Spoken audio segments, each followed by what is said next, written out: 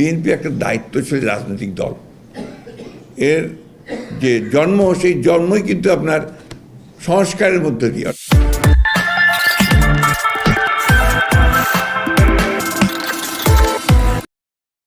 আপনার বিচার তো রাজনৈতিক সরকাররা করে। সবচেয়ে কথা হচ্ছে যে আপনি সবার আগে এই যে ফ্যাসিজম বলছেন, আপনারা ফ্যাসিজম এগেনস্ট হোম?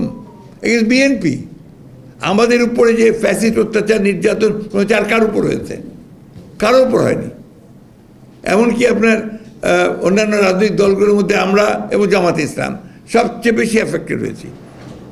আমাদের উপরে তো অত্যাচারটা সবচেয়ে বেশি হয়েছে। তা আমরা ফ্যাসিস্টদের বিচার করবো না তো কে বিচার করবে? আর যদি আমরা ক্ষমতায় আসি, কে করবে? আর যেটা শুরু হয়েছে, এখান থেকে সরে যাওয়ার কারো কোনো উপায় নেই। অবশ্যই বিচার হবে, কিন্তু আবার বিচার তড়িঘড়িও করা যাবে না। তড়িঘড়ি করলে ওই বিচার কিন্তু প্রশ্নবিদ্ধ হয়ে যাবে। সুতরাং এটা একটা প্রক্রিয়া যেটা চলবে এবং সেটাকে অবশ্যই আমরা শেষ করব, এই ব্যাপারে কোনো সন্দেহ নেই। সরকারের উপদেষ্টা মাহফুজ আলম সাহেবের কাছ থেকে আমরা একটা আপনার ওই ঘোষণার খসড়াপত্র পেয়েছি এবং উনি আমাদেরকে অনুরোধ করেছেন যে এই বিষয়ে আমাদের মতামত জানার জন্য। বিষয়টা এত বেশি আপনার সংবেদনশীল এবং গুরুত্বপূর্ণ যেটা ওই একদিনের নোটিশে এটাকে করা সম্ভব না। আমরা এই বিষয়ে আলোচনা করেছি, আমরা আরও আলোচনা করছি। আমাদের অন্যান্য দলগুলো আছে, তাদের সঙ্গে আমাদের এই বিষয়ে আলোচনা করতে হবে।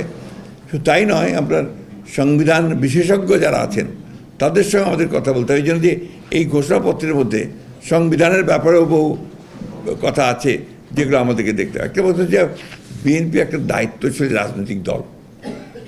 এর যে জন্ম, সেই জন্মই কিন্তু আপনার সংস্কারের মধ্য দিয়ে। অর্থাৎ আমরা আমাদের প্রতিষ্ঠাতা শহীদ প্রেসিডেন্ট জিয়াউর রহমান সাহেব, তিনি একদলীয় শাসন ব্যবস্থা থেকে বহুদলীয় গণতন্ত্রে নিয়ে এসেছিলেন।